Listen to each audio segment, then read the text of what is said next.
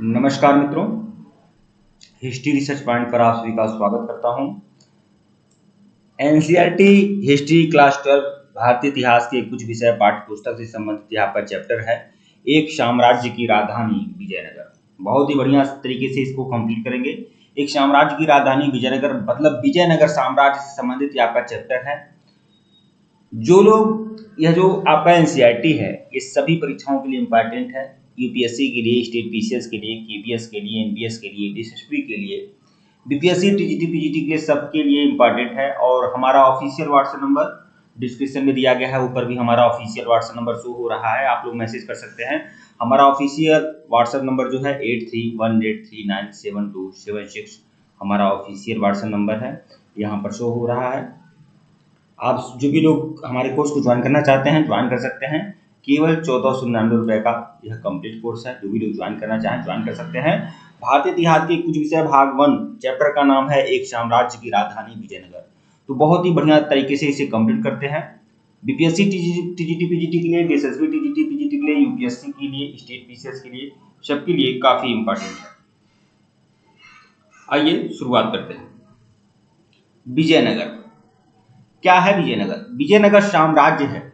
विजयनगर एक बहुत बड़ा साम्राज्य था और यह मध्यकाल का साम्राज्य था। उस समय विजयनगर साम्राज्य उद्भव में आया जब दिल्ली सल्तनत पर मोहम्मद बिन तुगलक का शासन था। तो मोहम्मद बिन तुगलक के शासन के समय में विजयनगर साम्राज्य की स्थापना हुई थी। विजयनगर साम्राज्य दक्षिण भारत का सबसे सम्मानित और शानदार साम्राज्य था। शानदार इसलिए भी कहा जा सकता है क्योंकि यह वह साम्राज्य था जहां बहुत बड़े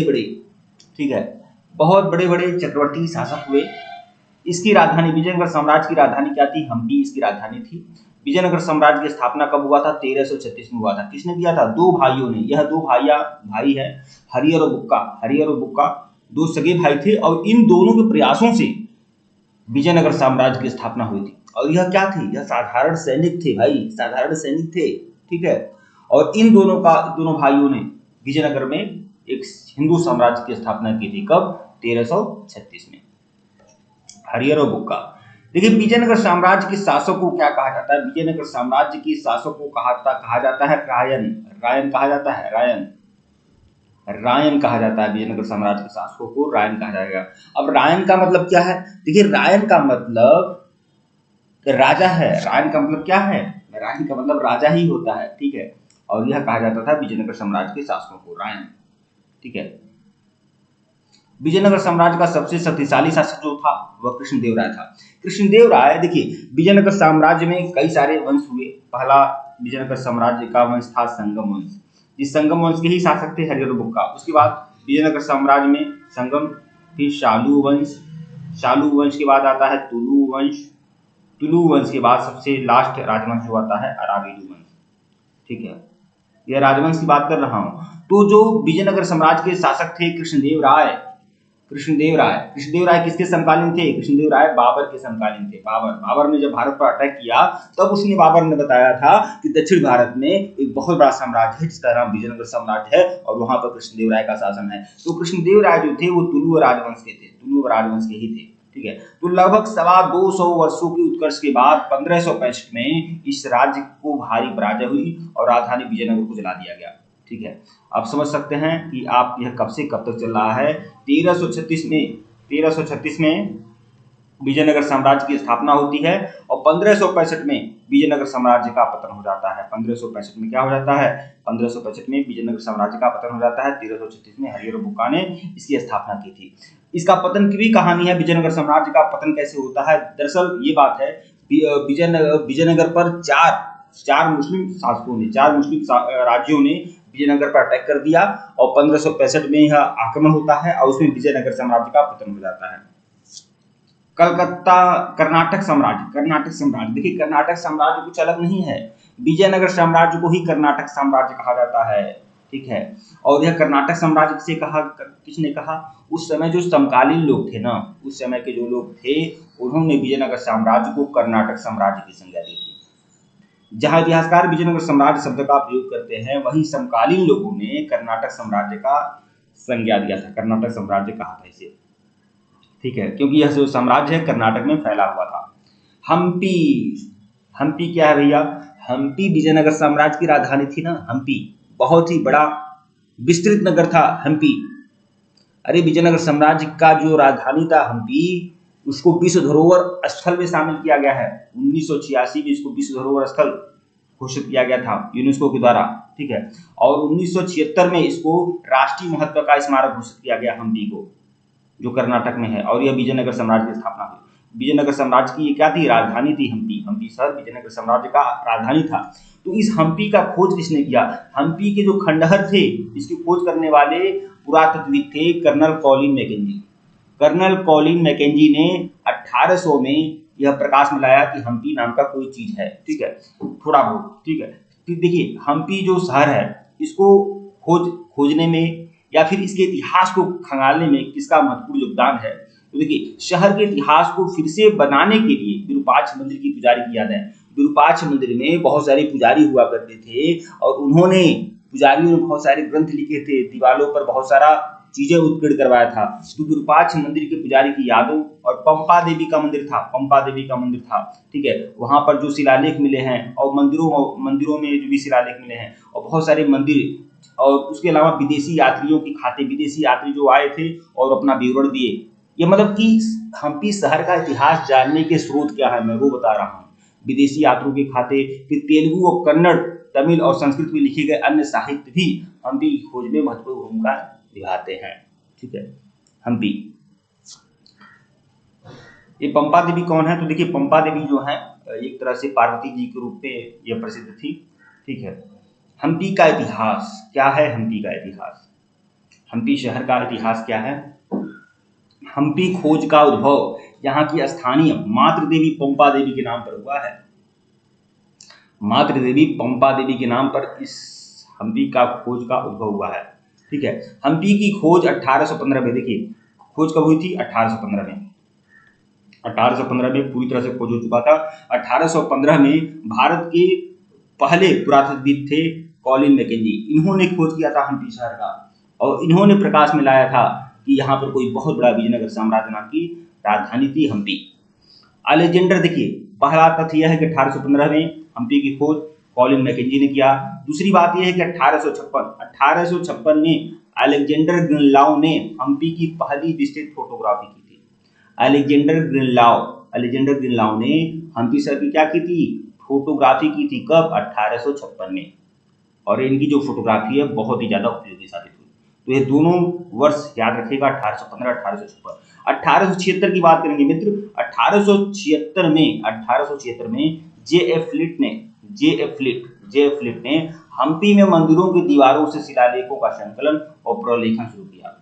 1876 में जे.एफ. फ्लिट ने देखिए 1876 में क्या हुआ? जे.एफ. फ्लिट महोदय जो थे, उन्होंने हम्पी के मंदिरों की दीवारों, बहुत सारे मंदिर की दीवार आदि आज भी बहुत सारे पुराने मंदिरों, प्राचीन मंदिरों पर दीवारों पर बहुत सारी चीजें लिखी हुई हैं, शिलालेखों पर लिखा हुआ है।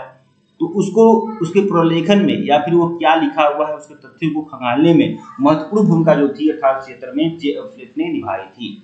फिर देखिए जॉन मार्शल, भारतीय पुरातत्व विभाग की एक तरह से बहुत बड़े उस समय के महानिदेशक थे जॉन मार्शल। इन्होंने 1902 में हम्पी के संरक्षण की शुरुआत की थी। इन्होंने बताया था कि हम्पी का संरक्षण होना चाहिए क्योंकि यह एक ऐतिहासिक स्थान है, ठीक है। तो ये देखिए बहुत सारे यह सब तथ्य हैं। और देखिए और यह चैप्टर भी काफी इंपॉर्टेंट है, विजयनगर साम्राज्य। पिछली बार टीआरई 2.0 में 6 से 7 क्वेश्चन विजयनगर साम्राज्य से आए हुए थे और मैं पूरे दावे और यकीन के साथ बोल दूंगा आप लोगों को कि अगर प्रश्न आते हैं परीक्षा में तो यहीं से आएंगे। अगर आते हैं विजयनगर साम्राज्य से संबंधित प्रश्न तो हमारे इसी वीडियो से आएंगे, मतलब इस वीडियो से आएंगे या फिर इसका जो भी अगला पार्ट होगा। इसीलिए मैं आप लोगों से कहना चाहूंगा कि आप जो भी लोग गंभीर हैं हमारे साथ जुड़ना चाहते हैं जुड़ सकते हैं। हमारे ऑफिशियल व्हाट्सएप नंबर पर मैसेज कर सकते हैं। ऑफिशियल व्हाट्सएप नंबर डिस्क्रिप्शन में है। यहाँ पर भी हमारा ऑफिशियल व्हाट्सएप नंबर शो हो रहा है 8318397276। और 1499 रुपए का कंप्लीट कोर्स है मित्र। कक्षा 6 से लेकर 12 तक का पूरा एनसीईआरटी का notes, handwritten notes, PPT notes, lectures video, test series और टेस्ट सीरीज के बाद में 2500 क्वेश्चन की मास्टर टेस्ट सीरीज भी देने को तैयार हूं। वह भी आप लोग को मिलेगा केवल 1499 रुपए में, ठीक है। एकदम रगड़ कर मेहनत करिए, कुछ अलग से कुछ पढ़ने की जरूरत नहीं पड़ेगी, सब कुछ यहीं से आएगा, ठीक है। फिर आगे देखिएगा 1976 में हम्पी को क्या किया गया? राष्ट्रीय महत्व का स्मारक घोषित किया गया। और 1986 जो सबसे महत्वपूर्ण है, हम्पी शहर को क्या बनाया गया, विश्व धरोहर केंद्र की सूची में शामिल किया गया। यूनेस्को ने इसे विश्व धरोहर की सूची में शामिल किया था। किसको, हम्पी शहर को। पंपा देवी कौन है, पंपा देवी याद दे सकते हैं। देखिए पंपा देवी के बारे में आपको बता दूं तो पंपा देवी जो थी, ऐसा माना जाता है कि यह तुंगभद्रा नदी का दूसरा नाम है। ऐसा माना जाता है कि वहां, देखिए कर्नाटक की एक प्रसिद्ध नदी है तुंगभद्रा नदी, ठीक है। और तुंगभद्रा नदी को बहुत ही सम्मान की दृष्टि से देखा जाता है। जैसे उत्तरी भारत में गंगा नदी को, दक्षिण भारत में कावेरी नदी को, तो कर्नाटक के आसपास क्षेत्रों में तुंगभद्रा नदी को भी बहुत ज्यादा सम्मान की दृष्टि से देखा जाता है। तो तुंगभद्रा नदी का ही दूसरा नाम क्या है, पंपा। और उसी पंपा जो है वह पंपा देवी माना गया है उनको। और इनको क्या माना गया है, ब्रह्मा की पुत्री माना गया है। और यह माना गया है कि ब्रह्मा की पुत्री थी। और एक पार्वती का रूप भी माना गया है कि ब्रह्मा की पुत्री ने तपस्या किया, उसके बाद विश्वेश्वर भगवान शिव प्रसन्न हुए और उनको क्या किया, अपनी पत्नी बनाया। तो पंपा देवी एक तरह से पार्वती की ही विरुद्ध है, ठीक है, मतलब उनका रूप है पंपा देवी। कर्नल कॉलिन मैकेंजी के बारे में थोड़ा देख लीजिए, क्योंकि इन्हीं का योगदान था हम्पी शहर को खंगालने में, उसके उद्भव में और बहुत सारे खोज करने में। तो कॉलिन मैकेंजी जो है 1754 में कॉलिन मैकेंजी का जन्म हुआ था। कब जन्म हुआ था कॉलिन मैकेंजी का, 1754 में कॉलिन मैकेंजी का जन्म होता है। यह एक इतिहासकार, सर्वेक्षक, मानचित्रकार के रूप में अत्यधिक प्रसिद्ध थे। 1815 में उन्होंने कर्नल मैकेंजी को भारत का पहला सर्वेयर घोषित किया गया था। कब, 1815 में, ठीक है। 1821 में क्या हुआ था, कॉलिन मैकेंजी का मृत्यु हो गया था। कुल मिलाकर 1815 में उन्होंने क्या किया, 1815 में इन्होंने हम्पी शहर का खोज भी किया था। इन्होंने हम्पी का शाही केंद्र, मतलब राजधानी की बात हो रही है, हम्पी की राजधानी की बात हो रही है, शाही केंद्र की बात हो रही है। हम्पी का शाही केंद्र हम्पी की बस्ती के दक्षिणी पश्चिमी भाग में स्थित था। जो हम्पी का जो हम्पी तो राजधानी है, लेकिन हम्पी का जो शाही केंद्र जहाँ पर राजे रजवाड़े या बाकी चीजें जो थी बटालियन रहा करती थी, वो कहाँ था, हम्पी शहर के दक्षिणी पश्चिमी भाग में स्थित था। और इस हम्पी शहर के दक्षिणी पश्चिमी भाग में कितने मंदिर थे, 60 मंदिर थे। 60 मंदिर थे। 30 भवन परिसरों की पहचान तो महलों के रूप में की गई थी, मतलब 30 ऐसे महलों जैसे बड़े बड़े स्मारक थे और 60 मंदिर थे। हम्पी शहर की बात हो रही है। राजा का जो महल था वो बाड़ों में सबसे बड़ा था। राजा का महल जो था वो सबसे बड़ा था। और राजा के उस महल में 2 मंच थे। 2 मंच थे, देखिए 2 मंच थे, यानी 2 हॉल था। एक दर्शक हॉल था, एक महानवमी डिब्बा।